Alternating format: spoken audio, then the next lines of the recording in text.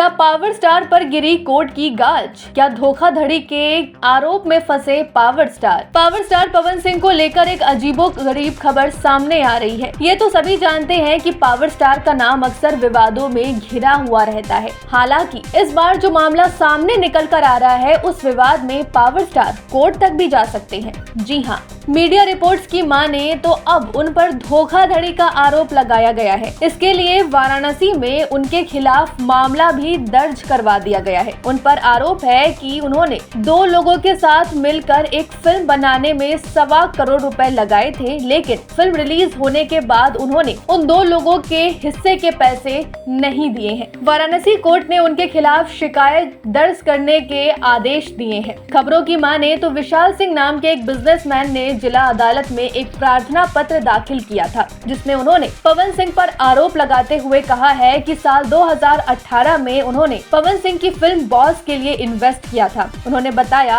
कि film release के बाद हिट भी हुई थी, लेकिन इसमें उन्हें उनके हिस्से के पैसे नहीं दिए गए हैं। आपको बता दें कि विशाल सिंह का कहना है कि उनके साथ लगभग 1 करोड़ की धोखाधड़ी की गई है। इस मामले में मुख्य न्यायिक मजिस्ट्रेट वाराणसी ने पवन सिंह समेत 4 लोगों के खिलाफ FIR दर्ज कराने का आदेश दिया है। यानी कि पावर स्टार एक बार फिर विवादों में पूरी तरह से घिर चुके हैं। वैसे ये कहना गलत नहीं होगा कि पवन सिंह और कंट्रोवर्सी का पुराना नाता है। हर दिन पावर स्टार का नाम किसी न किसी नए कंट्रोवर्सी के साथ जुड़ ही जाता है और अब मामला इस कदर आगे पहुंच चुका है कि कोर्ट कचहरी तक भी जाना पड़ सकता है। हालांकि अभी तक इस मामले में पावर स्टार एंड टीम की तरफ से कोई भी ऑफिशियल स्टेटमेंट सामने नहीं आया है। इंतजार है तो बस पावर स्टार के ऑफिशियल स्टेटमेंट का कि क्या पावर स्टार इस पर अपना रिएक्शन देते हैं या नहीं। क्या लगता है आपको? कमेंट में जरूर बताएं और चैनल को लाइक, शेयर, सब्सक्राइब करना बिल्कुल भी न भूलें।